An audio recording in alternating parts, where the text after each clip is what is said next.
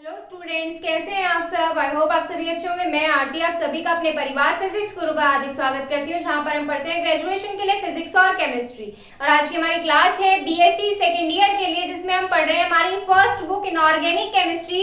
और ये हमारी यूनिट थर्ड है। यूनिट थर्ड हमारी 2 पार्ट्स में डिवाइड की गई थी।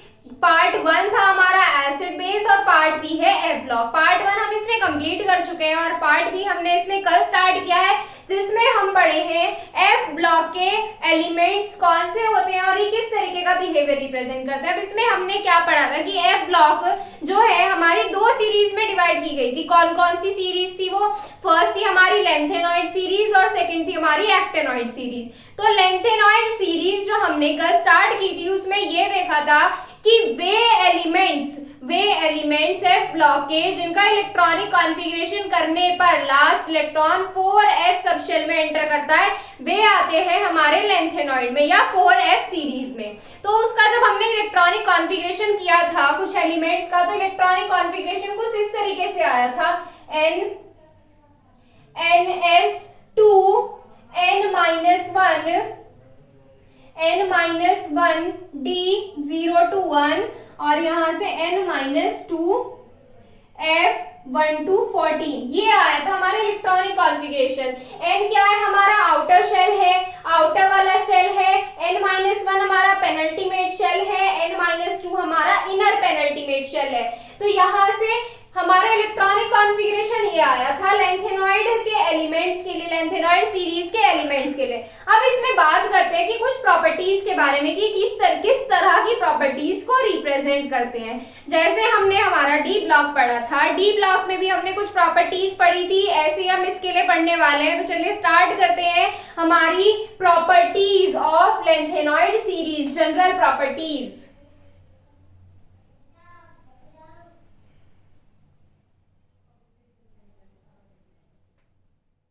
जनरल प्रॉपर्टीज, तो इसमें हम कुछ पॉइंट्स लिखेंगे। पॉइंट्स किस तरीके से कि हमारा मैग्नेटिक बिहेवियर कैसा होता है, फिजिकल स्टेट कैसी होती है ब्लॉक के एलिमेंट्स की, कलर नेचर किस तरह की होती है, valency oxidation state, IP value, ये सब चीजें हम इसमें पढ़ने वाले हैं। और एक इसमें मेन चीज है हमारा कॉन्ट्रैक्शन, लेंथेनॉइड कॉन्ट्रैक्शन और एक्टेनॉइड कॉन्ट्रैक्शन क्या होता है ये भी हम पढ़ेंगे।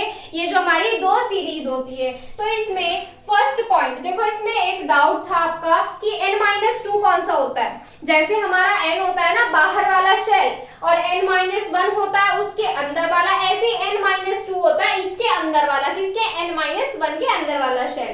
तो चलो इसमें फर्स्ट स्टार्ट करते हैं। फर्स्ट पॉइंट क्या आता है इसमें?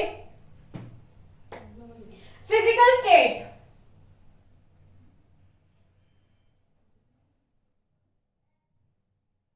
फिजिकल स्टेट, भौतिक अवस्था कैसी होती है एफ ब्लॉक के मेटल्स की। ये जो हमारे जितने भी एफ ब्लॉक के एलिमेंट्स होते हैं ये रूम टेम्परेचर पर सॉलिड होते हैं। क्या होते हैं? रूम टेम्परेचर पर सॉलिड होते हैं। इनका मेल्टिंग और बॉइलिंग पॉइंट बहुत ज्यादा हाई होता है। मेल्टिंग और बॉइलिंग पॉइंट इनका बहुत ज्यादा हाई होता है। किसकी वजह से? क्योंकि इनमें कोवेलेंट बॉन्ड और मेटेलिक बॉन्ड दोनों बनते हैं। कोवेलेंट बॉन्ड और मेटेलिक बॉन्ड इसमें दोनों बनते हैं, इसी वजह से इनका मेल्टिंग और बॉइलिंग पॉइंट हाई होता है। अब देखो बात करते हैं, पिछली वाली चीजों को याद करके हम आगे वाली लिंक करेंगे। जैसे हमने डी ब्लॉक में पढ़ा था कि जिन एलिमेंट्स में, जिन हमारे मेटल्स में क्या होती थी, मेटेलिक बॉन्डिंग और कोवेलेंट बॉन्ड बनते थे, उसमें वो हमारा कैसा होता था? हाई मेल्टिंग या बॉइलिंग पॉइंट कंटेन करता था। हाई मेल्टिंग और बॉइलिंग पॉइंट जो एलिमेंट्स कंटेन करेंगे उनकी मेटेलिक और कोवेलेंट बॉन्ड भी कैसा होगा? स्ट्रॉन्ग होगा। क्या होगा? मेटेलिक और कोवेलेंट बॉन्ड भी स्ट्रॉन्ग होगा। अब इसमें बात करें अगर हमारा कॉन्फ़िगरेशन क्या आया था,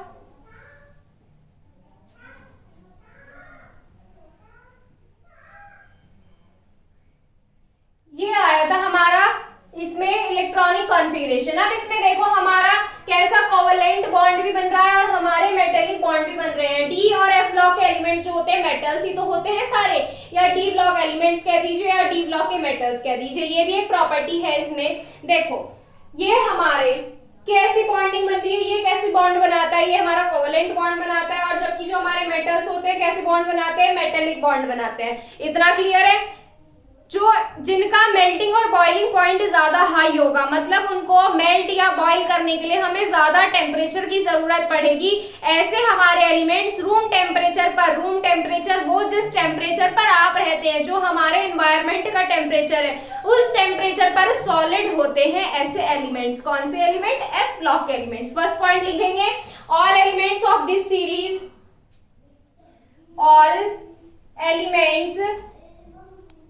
all elements of this series, all elements of this series are solid at room temperature, are solid at room temperature। room temperature पर कैसे होते हैं? solid होते हैं। at room temperature they have high melting and boiling point. Melting और boiling point के बारे में बता देंगे, इसी पॉइंट के अंदर बता देंगे। They have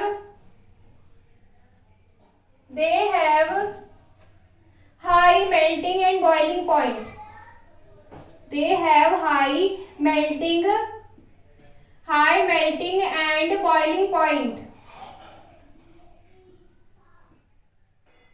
They have high melting and boiling point because reason क्या है? क्योंकि इसमें हमारी कोवेलेंट बॉन्ड और मेटेलिक बॉन्ड दोनों बनते हैं। Because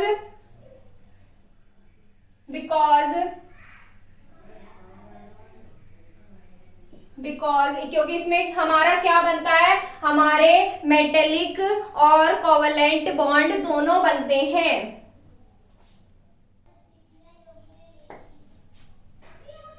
Because they form covalent and metallic bond।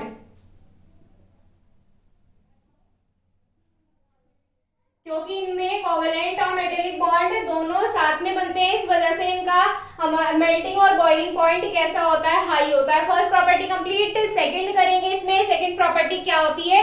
Magnetic behaviour. Second property क्या होती है? Magnetic behaviour. मैग्नेटिक बिहेवियर कौन सा बिहेवियर? जो पैरामैग्नेटिक और डायमैग्नेटिक होते हैं, ये डिस्कस करेंगे इसमें। मैग्नेटिक बिहेवियर बहुत ही सिंपल है। मैग्नेटिक बिहेवियर सिंपल कैसे?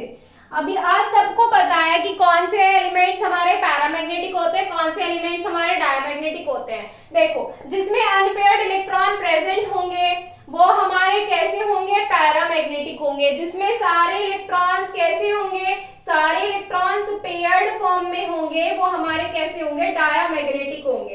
अब इसमें एक चीज देखिए, क्या देखेंगे? एस वाला तो ऑर्बिटल हमारा फुलफिल है।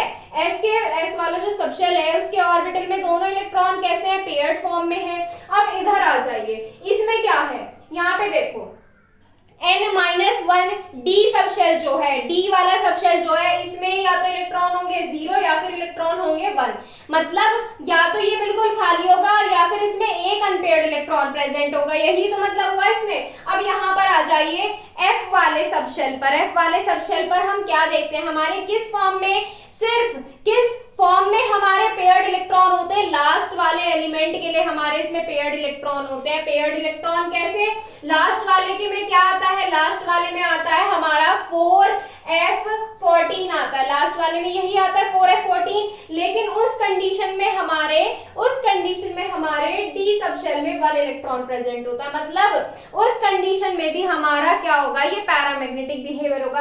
तो मैग्नेटिक बिहेवियर आप किस तरीके से बता सकते हैं कि जो हमारे एफ सबशेल के एलिमेंट्स हैं, ज्यादातर एलिमेंट्स हैं, वो हमारे पैरामैग्नेटिक बिहेवियर रिप्रेजेंट करते हैं। बट इसमें एक एलिमेंट ऐसा है जो डायमैग्नेटिक बिहेवियर रिप्रेजेंट करता है। कौन सा एलिमेंट है वो? आपने इलेक्ट्रॉनिक कॉन्फ़िगरेशन किया होगा तो आपको समझ आ गया होगा इसमें कौन से एलिमेंट की बात चल रही है। ये वाला एलिमेंट है, ये वाला एलिमेंट है 70YB। अब इसका जब आप इलेक्ट्रॉनिक कॉन्फ़िगरेशन आपने किया होगा वो तो आप ही जाने आपने किया है या नहीं किया है, आप होमवर्क करते भी हो या नहीं, हमें क्या पता चल रहा है इसमें। देखो, जब इसका इलेक्ट्रॉनिक कॉन्फ़िगरेशन हम करेंगे तो इसमें क्या आता है? इसका पहले ऑफ बॉय के बेस पे करेंगे और फिर स्टेबिलिटी के बेस पे करेंगे। हमने आपको बताया था इसमें कल भी कि हमारे दो एक्सेप्शनल केस हैं, इसमें जो एक हाफ बॉय के बेस पर स्टेबल नहीं होता उसका हम स्टेबिलिटी के बेसिस पर इलेक्ट्रॉनिक कॉन्फ़िगरेशन करते हैं। देखिए इसमें क्या आ जाएगा, 6s2 5d1 और फिर यहाँ क्या आता है 4f13। तो यहाँ पे क्या होगा, इस कंडीशन में हमारे f सब शेल में एक अनपेयर्ड इलेक्ट्रॉन प्रेजेंट होगा जो हमारा स्टेबल नहीं होता, क्योंकि जब इसके पास यहाँ पे इलेक्ट्रॉन है तो ये इससे इलेक्ट्रॉन अपना एक अपने शेल में ले लेगा, अपने एक शेल में ले लेगा और अपने आप को स्टेबल बना लेगा। तो देखिए 6s2 यहाँ से क्या हो जाएगा 5d0 और यहाँ से क्या हो जाएगा 4f14। अब इसमें देखो d सब, इसमें हमारे कैसे इलेक्ट्रॉन है, सारे पेयर्ड इलेक्ट्रॉन्स हैं, सारे इलेक्ट्रॉन्स पेयर्ड हैं, इसमें हमारे इलेक्ट्रॉन है ही नहीं, ये बिल्कुल खाली है। हमारा जो d वाला है ये बिल्कुल एम्प्टी है। बचा क्या f वाला, f वाले में भी सारे इलेक्ट्रॉन्स कैसे हैं, हमारे पेयर्ड फॉर्म में है। पेयर्ड फॉर्म में कैसे हैं, हमारे f वाले और सबशेल में कितने ऑर्बिटल्स होते हैं, 7 ऑर्बिटल्स होते हैं। 7 ऑर्बिटल्स का मतलब क्या हुआ कि उसमें मैक्सिमम 14 इलेक्ट्रॉन्स आ सकते हैं और 14 इलेक्ट्रॉन्स आ रहे हैं। तो एक एक्सेप्शनल केस बना, इसमें क्या बना 70y जो होता है, सिर्फ 70y जो होता है ये डायामैग्नेटिक बिहेवियर रिप्रेजेंट करता है, बाकी सारे पैरामैग्नेटिक बिहेवियर रिप्रेजेंट करते हैं। देखो इसमें लिखिए, इसमें in lengthenoid series generally all elements will represent paramagnetic behavior. In lengthenoid series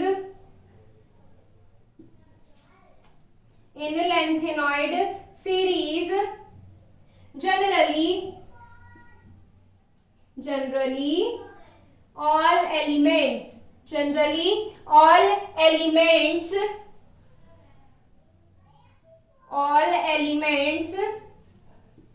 या मोस्टली एलिमेंट्स लिखिए, ऑल का मतलब तो सारे हो जाएंगे, मोस्टली एलिमेंट्स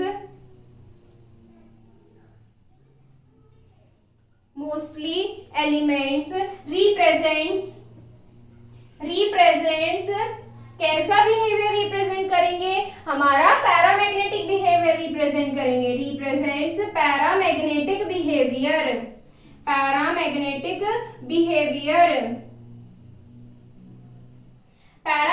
बिहेवियर क्या कर रहे हैं, रिप्रेजेंट कर रहे हैं, because they have unpaired electrons, because reason भी तो बताएंगे, because they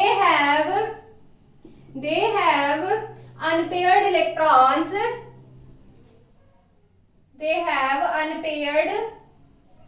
they have unpaired electrons in their d और f सबशेल, d और f सबशेल, अपने d और f सबशेल में अनपेयर्ड इलेक्ट्रॉन रखते हैं ये elements, but 70y has exceptional behavior, but 70y has exceptional behavior। कैसे होते हैं, एक्सेप्शनल बिहेवियर रखते हैं, एक्सेप्शनल बिहेवियर। एक्सेप्शनल बिहेवियर किस तरीके से रखते हैं, because F subshell is fulfilled, F subshell क्या होता है, फुलफिल्ड होता है, और डी सबशेल क्या होता है, एम्प्टी होता है, because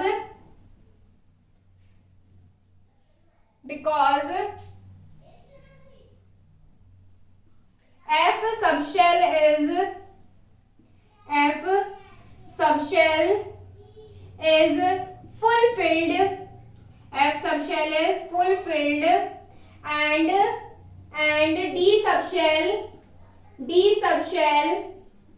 is empty, D subshell is empty. So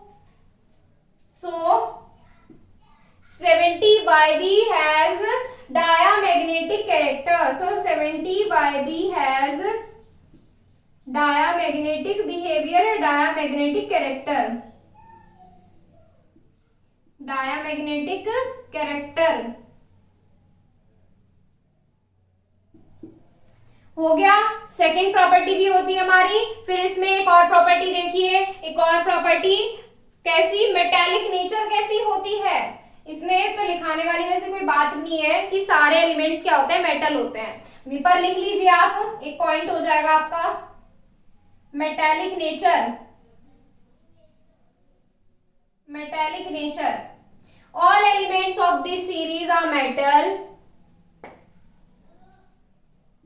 all elements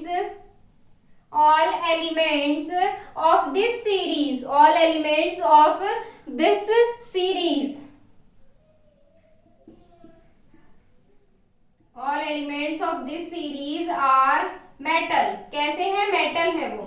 clear है इतना, नोट कीजिए। फिर फोर्थ प्रॉपर्टी करते हैं इसमें, कलर्ड नेचर, कि कलर्ड कंपाउंड कैसे बनाते हैं ये। देखिए इसमें कलर्ड नेचर क्या होगी, कंपाउंड्स की कलर्ड नेचर किस तरीके से रिप्रेजेंट करेंगे।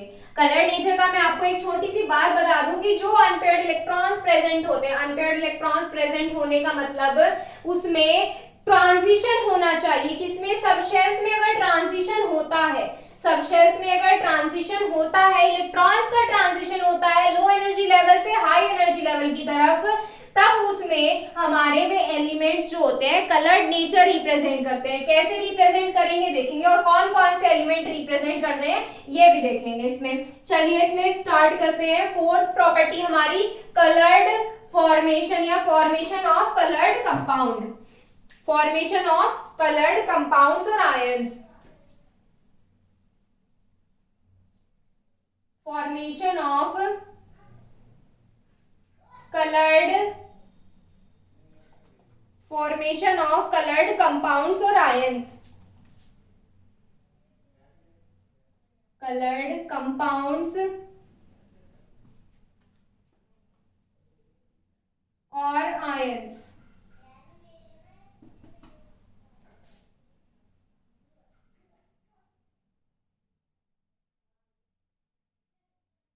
अब देखो एफ ब्लॉक के जो एलिमेंट्स होते हैं, एफ ब्लॉक के जितने भी एलिमेंट्स होते हैं वो हमारे कलर्ड नेचर रिप्रेजेंट करते हैं। एफ ब्लॉक में मतलब हम किसकी बात कर रहे हैं, मेनली हम बात कर रहे हैं यहाँ पे लेंथेनॉइड सीरीज की।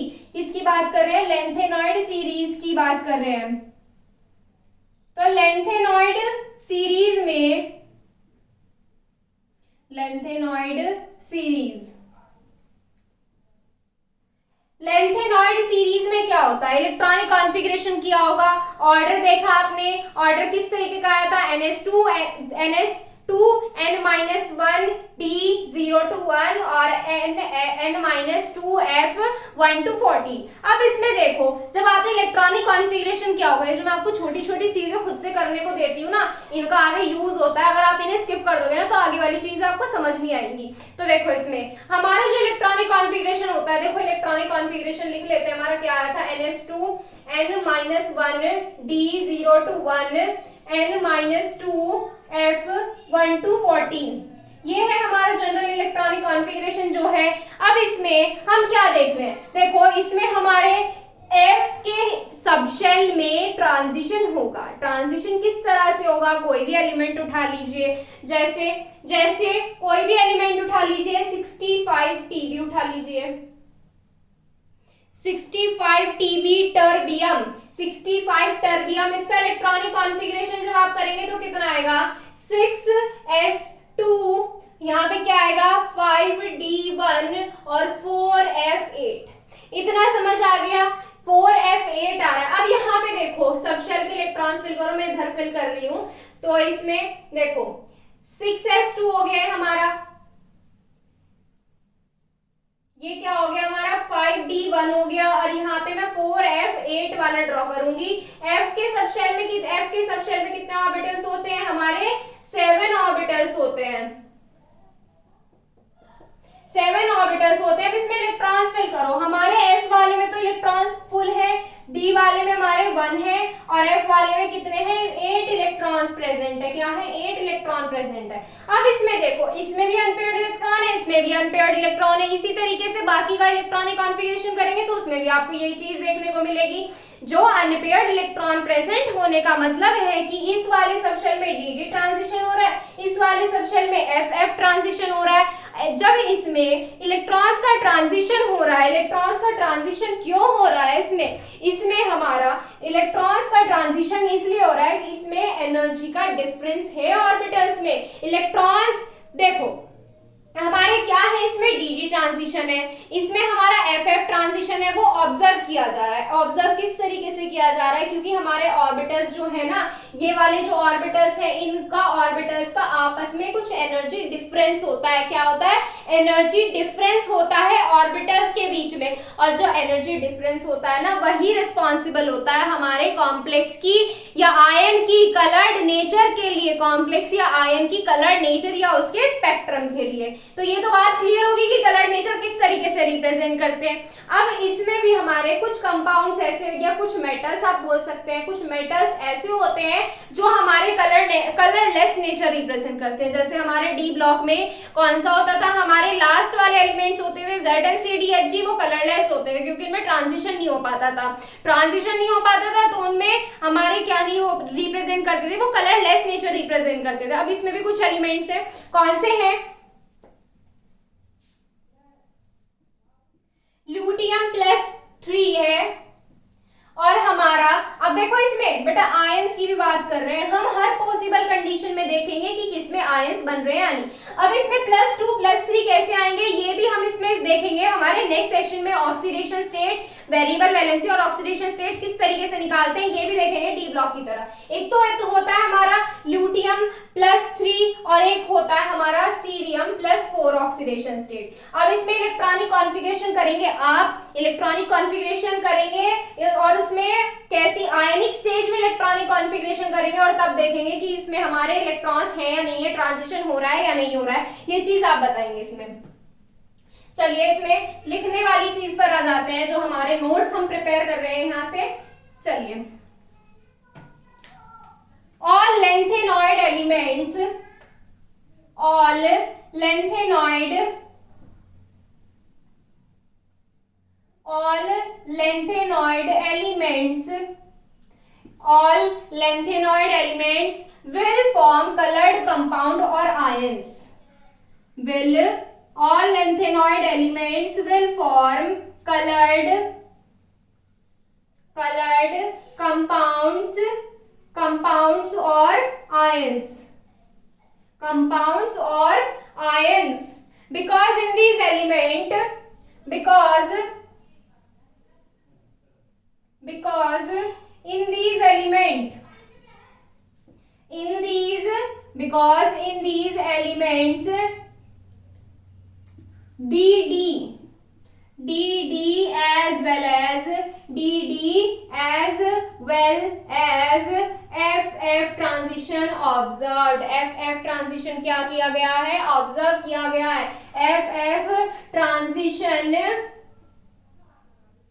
is observed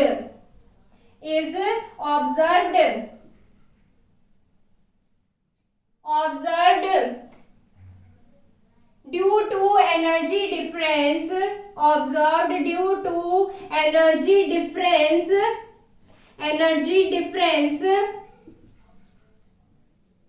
due to energy difference between these orbitals, between these orbitals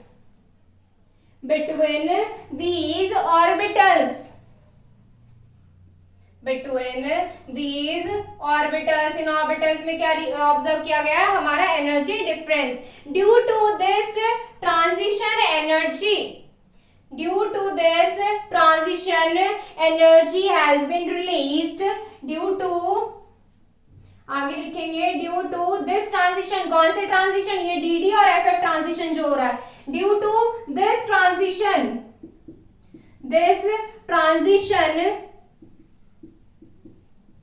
energy, due to this transition energy has been released, energy क्या हो रही है, एनर्जी रिलीज हो रही है और ये हमारी रिस्पॉन्सिबल होती है and it is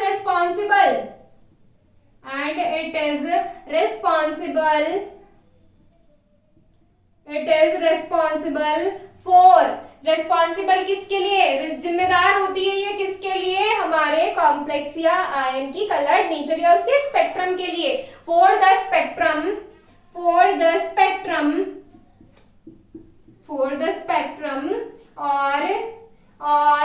coloured nature, for the spectrum और कलर्ड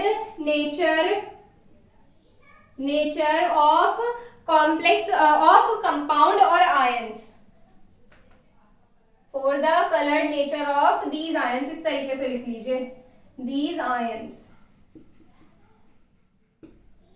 ये तो हमारा बात होगी कि कलर्ड नेचर के लिए। अब हमने दो एक्सेप्शनल केस बताए थे, उनके बारे में भी लिखेंगे। लिखिए इसमें, इन आयनिक स्टेज, आयंस की बात हो रही है ना, इन आयनिक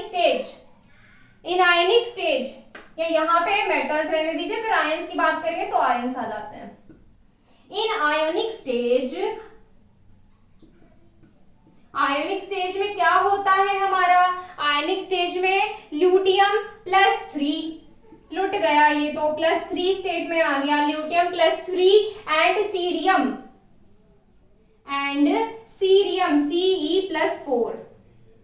Ce+4 will form colorless compound। क्या बनाएंगे, कलरलेस कंपाउंड बनाएंगे, will form colourless compound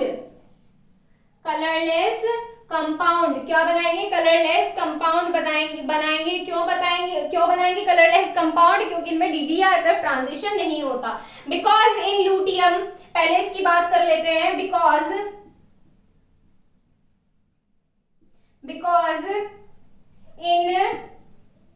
in Lu+3 luteum +3 ionic stage, D subshell is empty.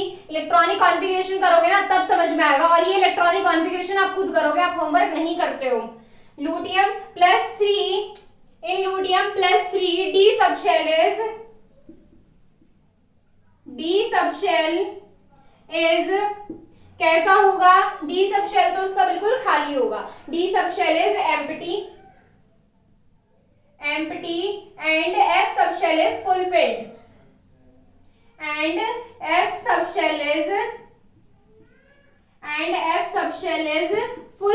F subshell कैसा होगा, फुलफिल्ड होगा, पूरी तरह से भरा हुआ होगा। अब इसमें बात करते हैं हमारे Ce+4 के लिए।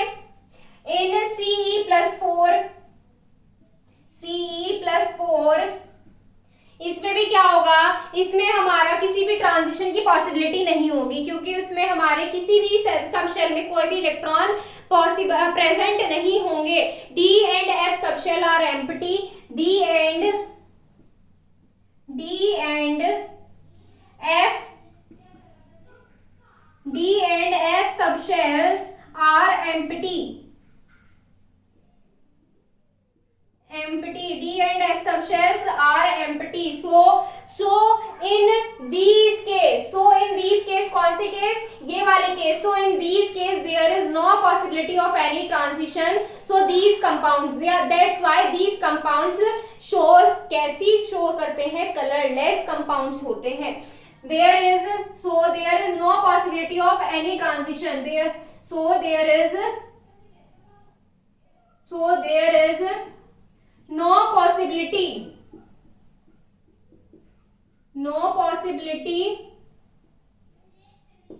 of any transition,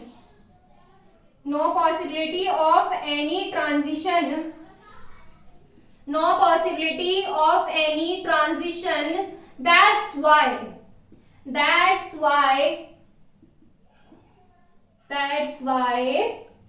they are colorless compounds,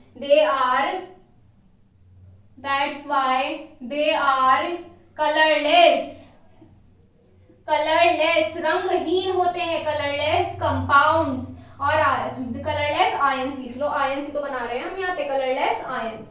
clear है, इतना कंप्लीट होता है। अब देखो मैं इसमें ट्रांजिशन बता देती हूँ कि किस तरीके से डी और एफ ट्रांजिशन नहीं होगा, वरना आप में से आधे ऐसे है कि सिर के ऊपर से जाएगा ये वाला पॉइंट। चलो पहले इसको नोट करो, फटाफट से नोट करो इसे।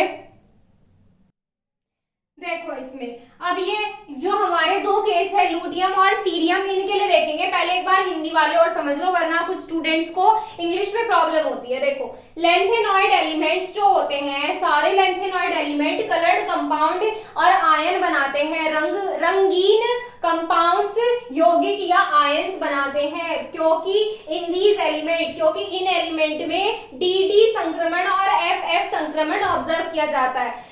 Due to energy difference between these orbital, इनके ऑर्बिटल्स के बीच में, इनके कक्षकों के बीच एनर्जी डिफरेंस होने की वजह से, ऊर्जा का अंतर होने की वजह से, ड्यू टू दिस ट्रांजिशन, इस संक्रमण की वजह से, इस संक्रमण के कारण एनर्जी हैज बीन रिलीज्ड, कुछ ऊर्जा क्या होती है, रिलीज होती है, मुक्त होती है, and it is responsible for the spectrum और कलर नेचर ऑफ कंपाउंड, और ये हमारी रिस्पॉन्सिबल होती है। इसी वजह से हमारे क्या कंपाउंड्स या मेटल्स जो होते हैं वो रंगीन नेचर के होते हैं। कैसे नेचर के होते हैं, रंगीन रंग या रंग दिखाते हैं, इस तरीके से आ जाता है। इन आयनिक स्टेज में हमारा Lu+3 lutetium +3 and cerium +4 will form colourless compound. इसमें ये जो हमारे होते हैं ये रंगहीन यौगिक बनाते हैं, क्योंकि लूटियम +3 में डी सबशेल क्या होता है, डी सबशेल खाली होता है और एफ सबशेल पूरी तरह से भरा होता है। तो Ce+4 में हमारा क्या होता है, डी और एफ सबशेल हमारा एम्प्टी होता है। So there is no possibility of any transition, तो उसमें किसी भी प्रकार का कोई भी संक्रमण हम ऑब्जर्व नहीं कर सकते और इस वजह से ये कलरलेस नेचर के होते हैं। क्लियर है इतना? अब लूटियम और हमारे सीरियम पर आ जाइए।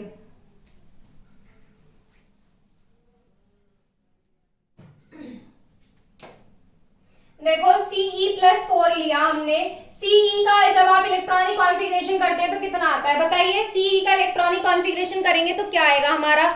Ce के लिए आता है हमारा 6s2 5d1 और यहां से क्या आता है 4f1 आता है। यहां से इतना आ गया हमारा किसके लिए?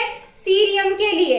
या एक और लिख लीजिए या 5p6 लिख लीजिए। इससे पहले वाले तो सारे क्या होने हैं, फुलफिल्ड होने हैं, सारे फुलफिल्ड होने। अब इसमें क्या है, हमारी +4 आयनिक स्टेज है। आयनिक स्टेज कैसी है? +4 है। तो देखो इलेक्ट्रॉन रिमूवल कहां से होंगे, हमारे आउटर शेल से इलेक्ट्रॉन्स रिमूव होते हैं। इसमें से कितने रिमूव करने हैं? 4 रिमूव करने हैं। तो यहां से क्या आ जाएगा 5p6